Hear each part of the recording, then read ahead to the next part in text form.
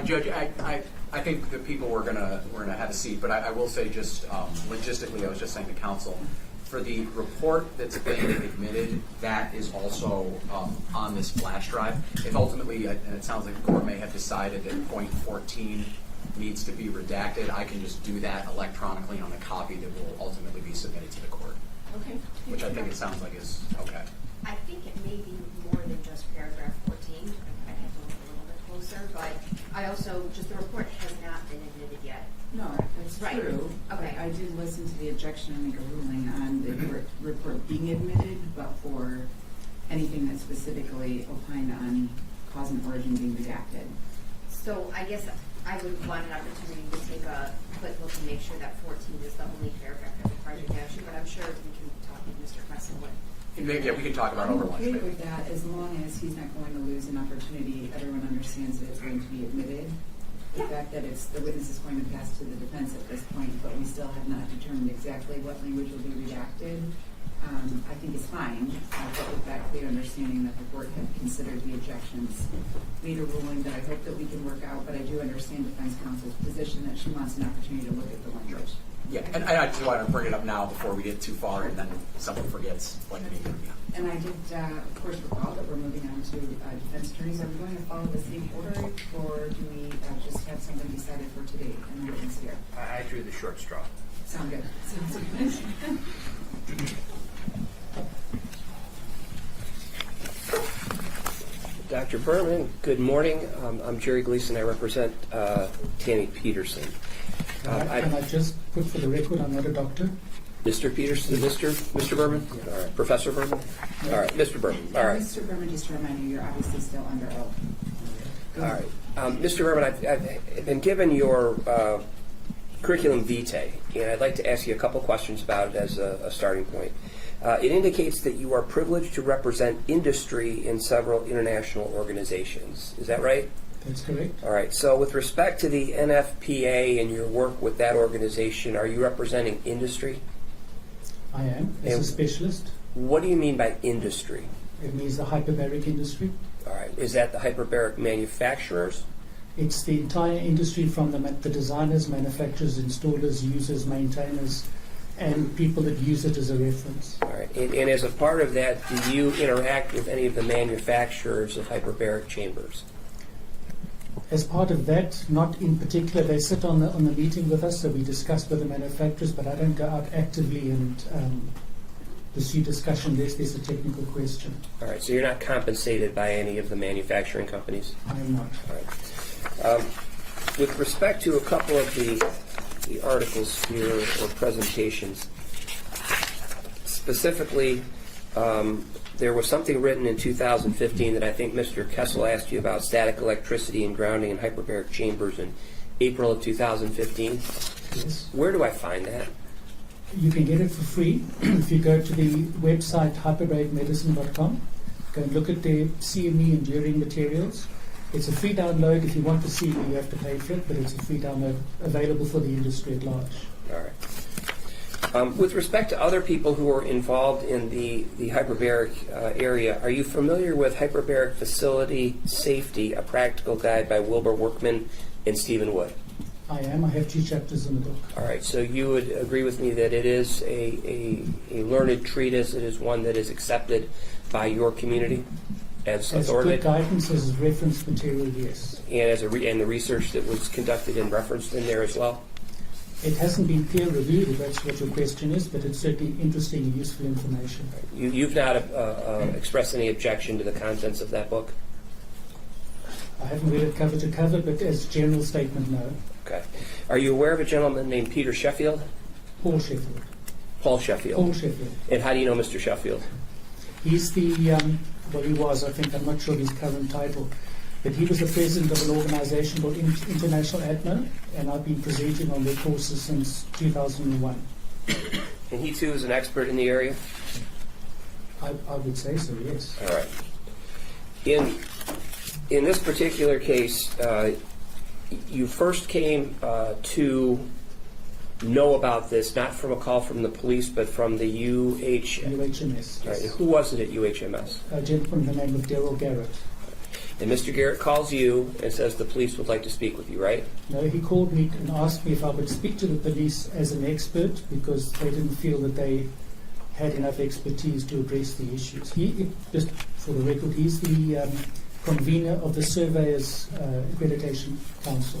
All right. And as a result, you spoke to a lieutenant at the Detroit Police Department who facilitated you coming up here, reviewing materials, and going to the site in Troy. Is that fair? That's correct. All right. I know Mr. Kessel asked you, but who is your employer right now? Divers Alert Network. Is that a diving company as opposed to hyperbaric medicine? No, it's a medical assistance company. When divers call in with medical conditions that we assume are related to diving, we're able to give them advice, and then they get treated in the hyperbaric chamber, which is the part that I take care of. Right. And the diving part is due to the pressure of the ocean and the effect of the pressure of the ocean on the body? By and large, yes. And the chamber is used to alleviate symptoms of coming up too quickly or other issues that were related to diving? Correct.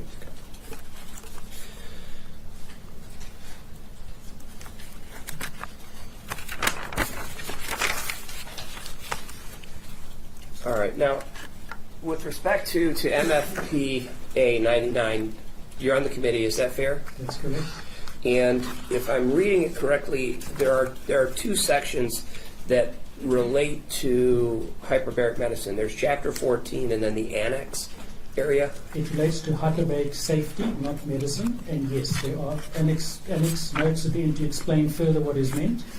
But yes, and then there's a handbook that has another section that gives further explanation. All right, and you'd agree within the annex it states that extinguishment of a fire within a Class B chamber is impossible? That's correct. So while we talk about preventive efforts, once a fire starts in a Class B chamber, 100% oxygen chamber, yes.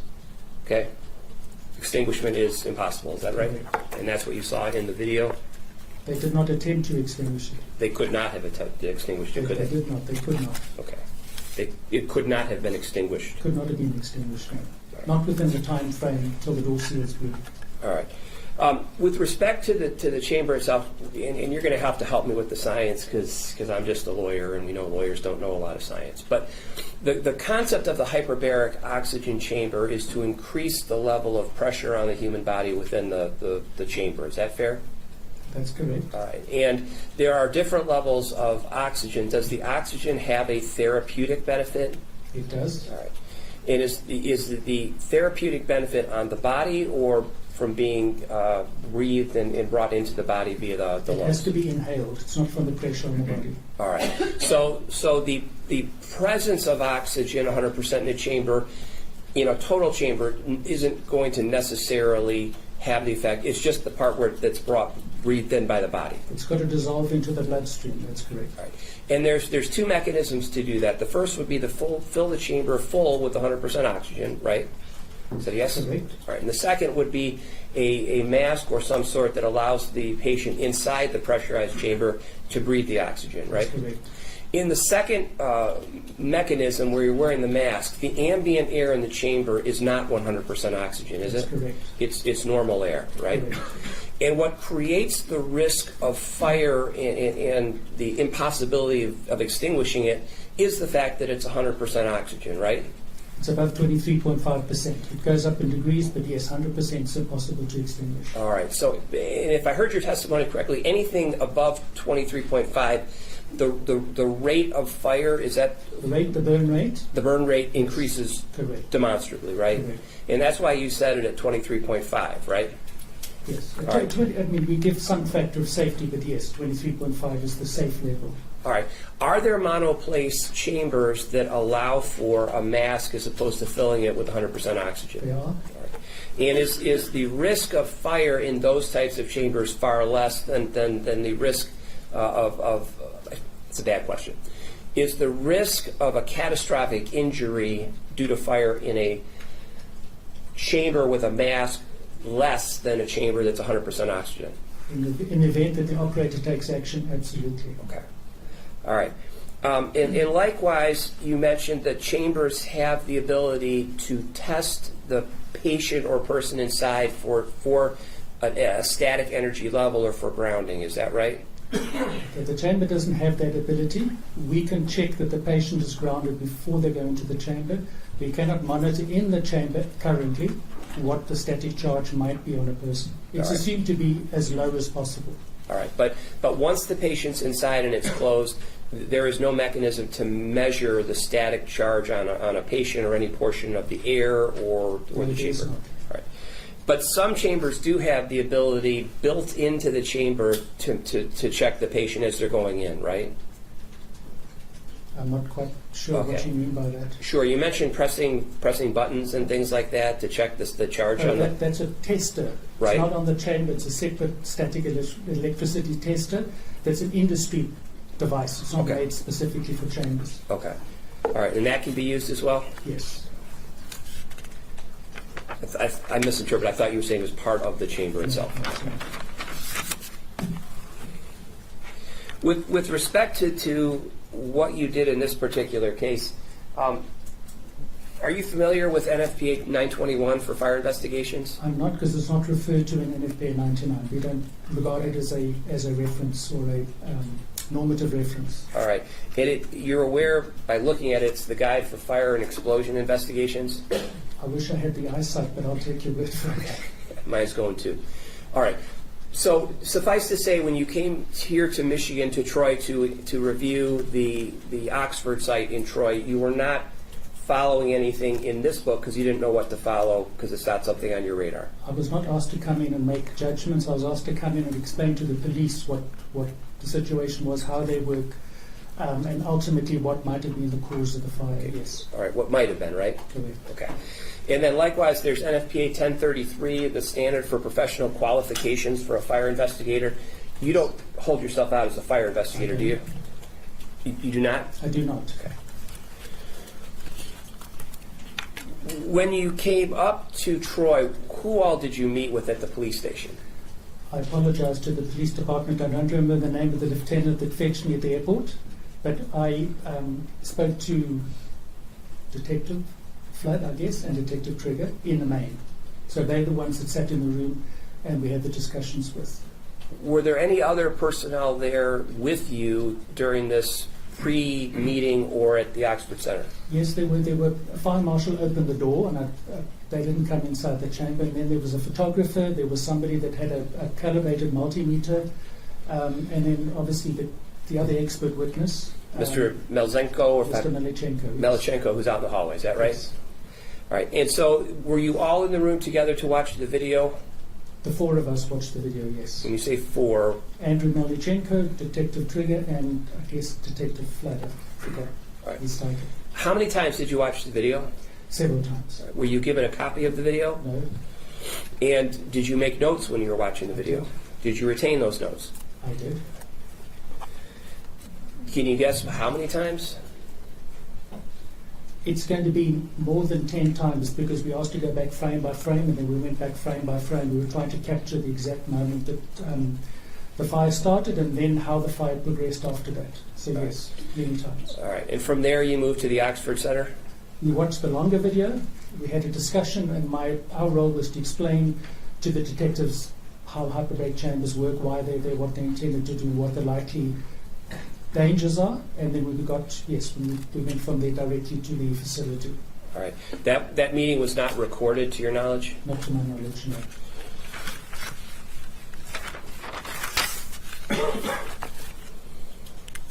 Does humidity play a role in the formation of static in these hyperbaric chambers? Humidity has the effect of dissipating static charge. So the higher the humidity, the lower the charge will be until you get to, they say, above 65%. It's very difficult for a body to hold a charge. Right. So, in humidity is the amount of water in the air. Is that right? Depends on the units you use, but it's the amount of evaporated moisture in the air compared to a particular temperature. It's called relative humidity. Relative humidity. That's what we see on the news when we're talking about the weather, right? Okay.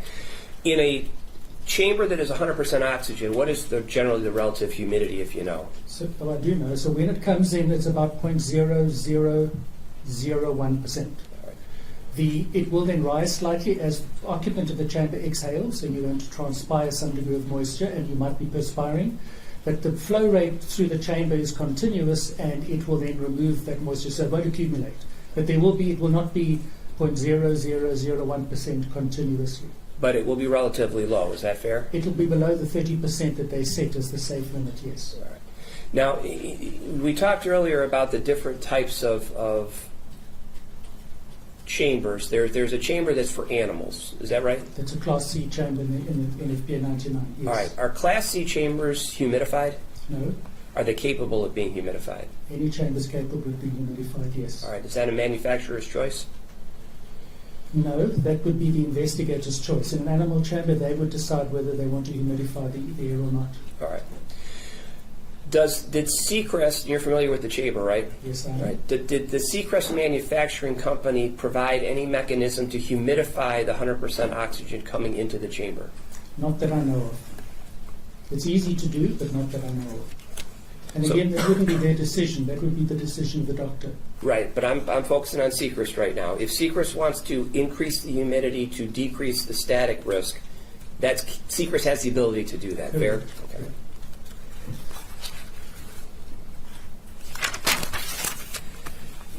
When you were speaking with Mr.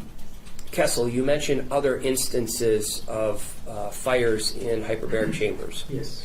I think there was one in Italy that involved a child. Does that ring a bell? Yes, that's a long time ago. All right. Was the child grounded in that fire? No, the child was not. If you want the publication, there's a publication called The 73-Year Analysis of Hyperbaric Fires by Dr. Paul Sheffield and David Desotels.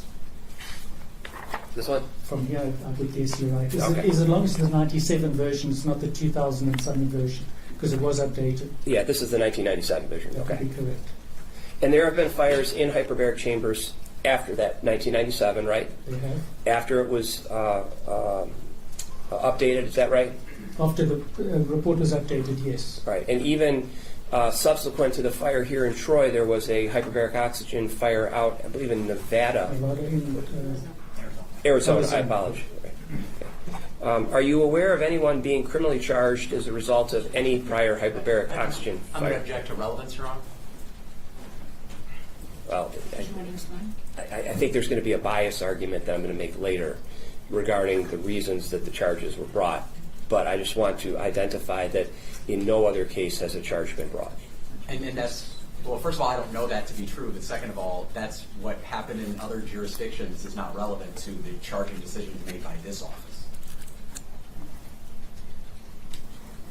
I think that's an appropriate basis for the objection. And in addition, I don't know if this witness would be the correct person to question on that point. So I'm going to sustain the objection.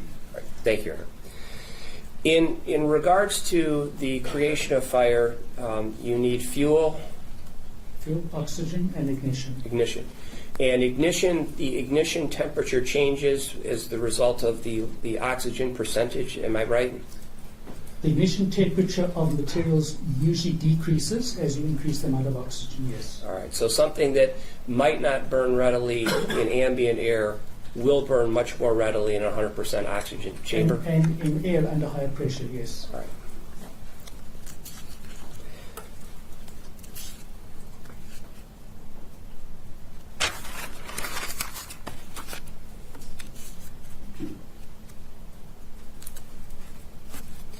You mentioned also that the flow of oxygen into the chamber creates static electricity. That's correct. All right. And how much, what level of energy are we talking about from the flow? It has not been determined that I'm aware of. With respect to the lifespan of a chamber, you mentioned that there are chambers that they're still in existence since when you were born. That's correct. I'm not going to ask the age, but 1962. all right, still fully functioning, right? Well, they have been retubed, they have been serviced, they have parts changed, they have gauges changed, but structurally they're the same, yes. All right, but the 20,000, the number of dives is what we call them. That's an FDA set number. No, that's determined by the PDHO, the ASME PDHO, one, and that's based on research work done by Dr. Jerry Stachio, and there's a textbook about as thick as that one with all the data in it. All right, and is the duration or the number of dives, that's not really relevant to a fire, is it? No, it's not.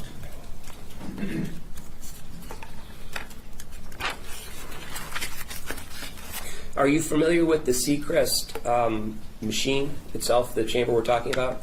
The one we're talking about, yes. All right. Where the counter is for the number of dives, Yes. that's behind a panel, is that right? The mechanism's behind the panel, and it's visually displayed on the panel. All right. Is there a capacity to use a phone or a phone jack in that area? Yes. All right. Is that close to the area of the counter, if you know? They vary. So yes, it's not a phone jack. It's for entertainment into the chamber. But yes, All right. So there's an electrical jack relatively close by. and But the whole panel is conductive. So if you want to put a plug in anywhere, you're going to get conduction. all right. But what I'm just saying is that particular jack is close to the counter. Relatively close, yes. All right.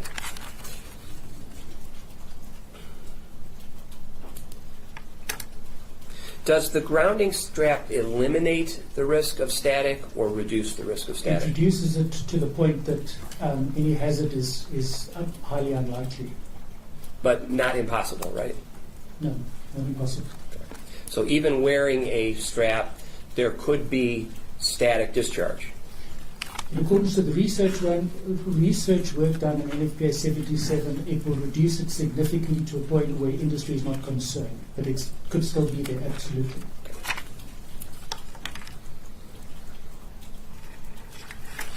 You mentioned, I believe, that the mattress or the area upon which the patient lays down is conductive. The mattress is conductive, yes. Okay. All right. So it has the ability to conduct electricity. It does very high resistance, but it can conduct static electricity because the voltage of static is very high voltage. All right. Is that grounded in the Seacrest chamber? It is. All right. Are there multiple areas where grounding occurs in the Seacrest chamber For the mattress, for the mattress or the chamber itself? well, the chamber itself is grounded with an electrical cable. You only need one ground. The mattress has several unanodized strips of aluminum that you could transmit. That's the intention, is to make it grounded. All right.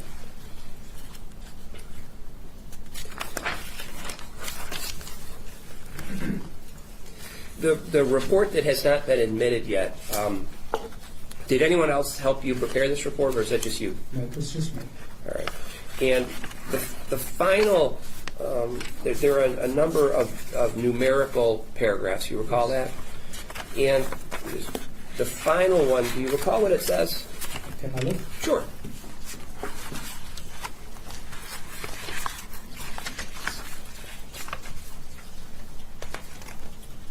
You're talking about number 21, Yes, sir. correct? Can you read that for me? Yes, certainly. This report is offered as a version of the events, briefings, discussions, and observations. It is not a scientific or technical research report. No amount of significant research was undertaken in preparation hereof. All right. You're familiar with the scientific method? Yes? All right.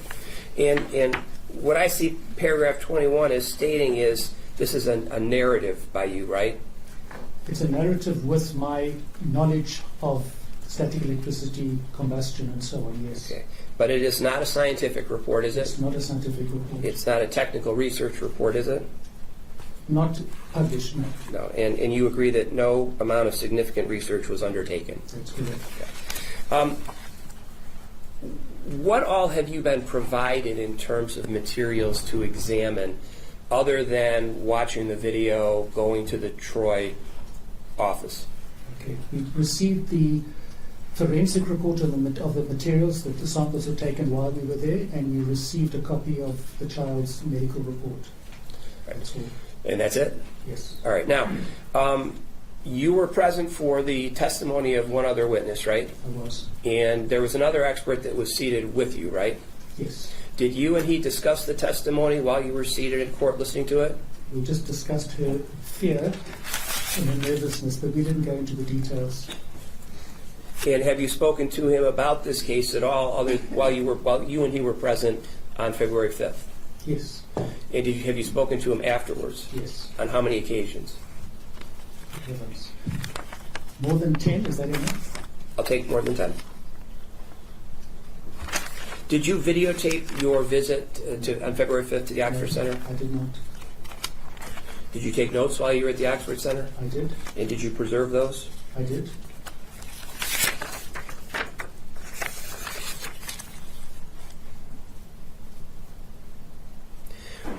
Were you aware of whether there were training materials at the Oxford Center for the hyperbaric chamber? I did not see them, no. Okay, so you can't pass an opinion today as to whether they are good, bad, or indifferent. I cannot. You were not asked to do that? No.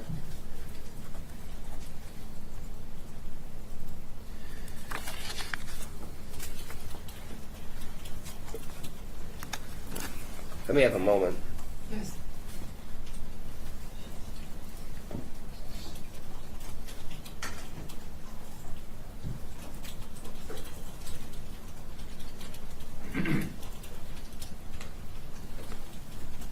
Judge, I have no further questions right now. Thank you. All right, thank you. Other attorneys? Okay. Do you want to start now? Do you have a lot of questions? If you have a lot, I can be brief. That's fine. I'll just be. I have a little bit of a list here. That's okay. Why don't you go ahead, Mr. Flynn? I only have a couple. That's fine. Thanks.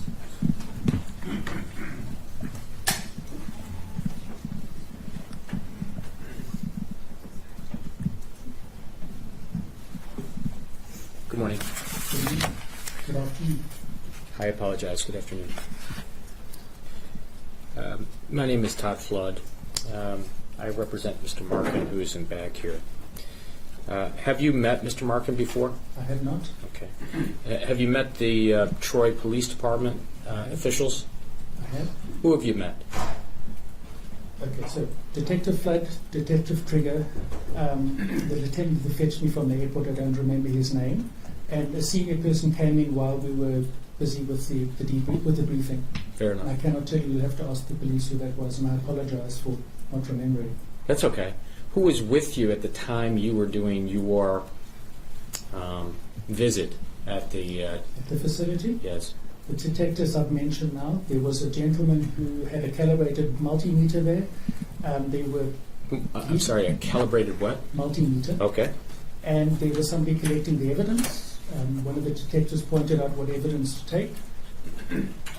Mr. Malichenko was there with us. I Okay. think that's what I can recall. Thank you.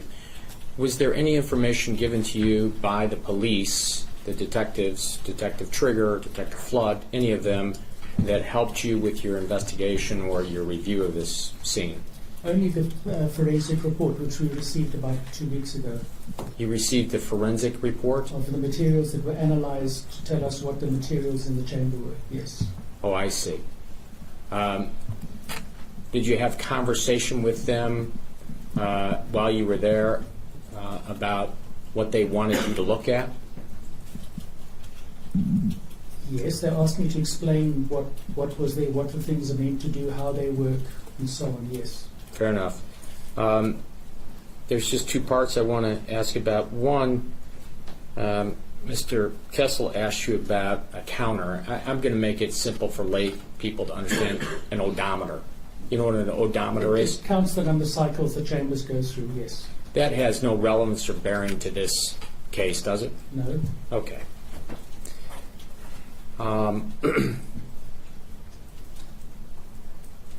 Second,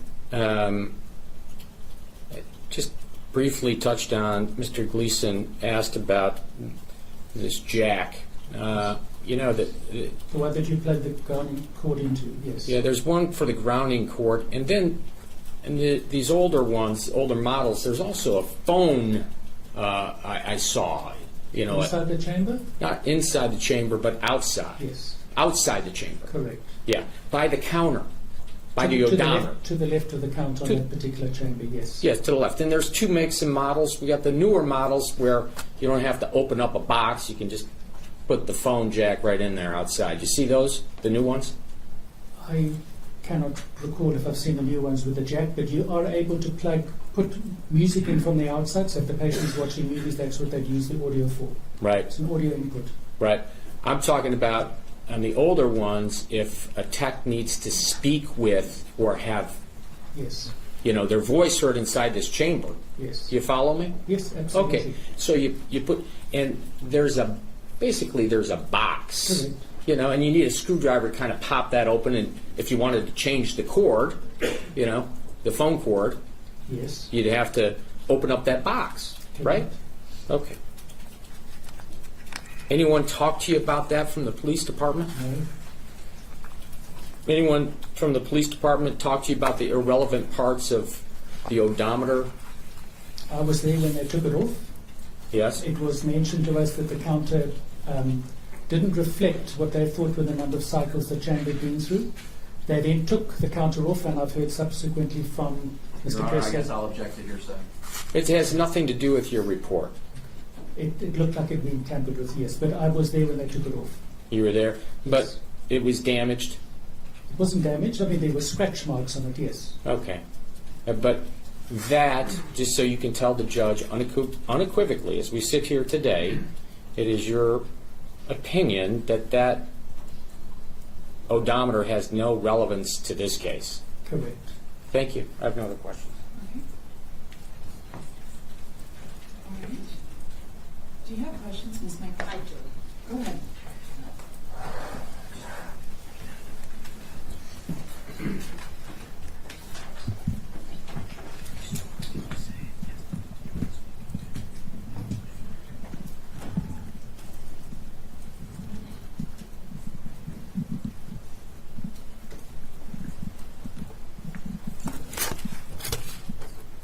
Good afternoon, sir. Good afternoon. My name is Ellen Michaels, and I represent Alita Moffett, who's in the back row over there. She was the operator of the facility on that day. I'm going to direct your attention first to the day that you were actually investigating this site. I believe you said it was February 5th. I believe so, yes. Can you tell me everybody who was at the site with you on that date? Okay. Detective Trigger, Detective Flood, a gentleman who came in primarily to take measurements for us on the grounding, somebody that was helping Detective Trigger take samples of materials, Mr. Melnichenko, myself, and honestly, that's all I can recall. I was kind of fixed on what we were looking at. I understand. When the person taking measurements, was that person from the Troy Police Department? They called him. I cannot tell you if he's employed or not. I believe he was, but I cannot confirm that. Was there anybody from Seacrest with you there on that No, day? There was not. Do you have any knowledge of anybody from Seacrest investigating the site around that time? I'm not. Now, you talked about your involvement with UHMS. Is there another national organization that does similar to things what UHMS does? Yes. And what is that called? So you talk about in the US, or you talking about outside the US? In the Oh, U.S. in the US. No, I'm not aware of anybody that does what the UHMS does, but there are other organizations representing the hyperbaric industry. Maybe then now out of the U.S. Is there another organization? Yes, the European Undersea and Barometrical Society, the European Committee for Hyperbaric Medicine, the Asian Diving Hyperbaric Medical Society Association, the Southern African Undersea and Hyperbaric Medical Association are the ones that I have first-hand knowledge of, and then the Canadian Undersea and Hyperbaric Medical Association. Now, so the UHMS isn't the only organization that creates guidelines for hyperbaric chamber use, correct? Are you familiar with a Thomas Fox? I heard his name yesterday, and I believe I saw him as a speaker at one of the AHA conferences. And he's also an expert in the field of which you're testifying here today. I cannot tell you that. And he represents a different organization, correct? I believe he is associated with a different organization. Would it surprise you if his organization believes that failure to wear that a safety strap doesn't preclude fires like this? So just say the first part of the sentence. Does it? Would it surprise you if his opinion was that safety straps were unnecessary in monospace It would chambers? surprise me. There are others in your industry who share that opinion with Mr. Fox, correct? That it's not necessary. In a monospace chamber, correct? Honestly, no, I don't believe so. I'm going to talk about the video you observed. I'm going to talk about the longer video, 40 minutes of video. Yes, Now, that video was the full dive of Thomas Cooper? correct. Okay. So it's fair to say that he was in the chamber getting his treatment for close to 40 minutes before the tragedy occurred, correct? If you've looked at the timestamp, it was about that, yes. And during that 40 minutes, everything seemed to be going correctly. Is that right? Don't quite There know what was no danger to him at that There were no point. complications, other than he wasn't grounded, there were no complications, no.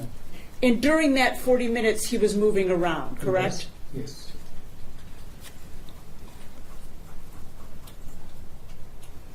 You testified earlier that there was no indication of any high-energy devices brought in by the patient, correct? Can you tell me more about that, how you know that? So I was looking for any signs of any electrical cabling, any cell phones, any toys, anything else that could emit a heat source, yes. In your observations, did you see any objects? No, I did not. Did you also do any electrical measurements to determine whether there were any other items in there redirecting energy sources? We didn't, there was just debris inside there, so the answer is no. What other information do you have that made you determine that the patient didn't bring anything into the chamber? The forensic evidence indicated that everything in there was cotton or polyester. The mattress we know is a conductive mattress, we know that was in there, but there was nothing else that we could see any evidence of. So earlier you talked about the operator not doing the check. Yes, the safety pause, yes. So you didn't observe a safety pause, I correct? did not observe them when we started watching, no. Okay. Failure to do a safety pause, though, isn't what created this fire, correct? Well, if you consider that in the safety pause you meant to check the grounding, then the answer would be yes. Other than you're referring to the grounding strap. To the patient being grounded, not just wearing the strap. I understand. Other than the patient not being grounded, there was nothing else that would have been discovered in the safety pause that led to this accident, correct? That's correct.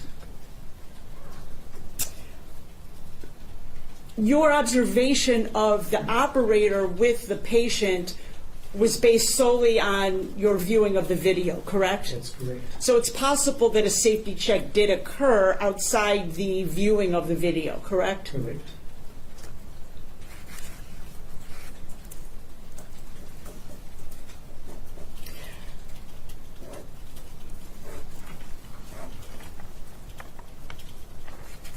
Were you aware that the pajamas worn by Thomas Cooper were 100% cotton? I am.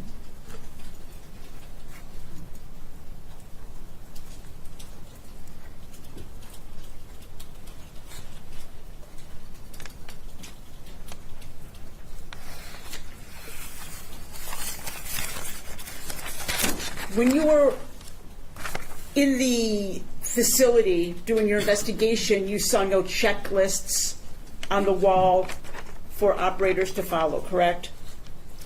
There was certainly a part of the manual that was shown that you could see easily the checklist that was meant to have been done, yes. What But manual are you talking about? The secrets manual, and the checklist was say next to it. It was a replicate of what was in the secrets manual, except it had been changed. Where do you see this checklist? So on the left-hand side of the building, the three chambers in front of you, on the left-hand side there's a shelf behind there and a desk, and that's where it was. Okay. And on that checklist, there was nothing about grounding bracelets, correct? Correct.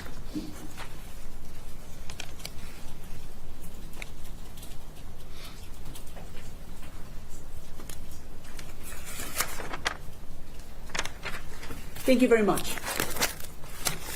I have no further questions.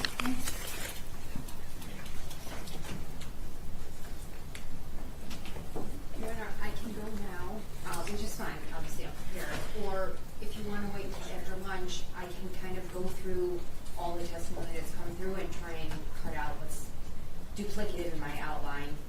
Otherwise, I'm just gonna have to do it mentally up at the podium, but whatever the court wants.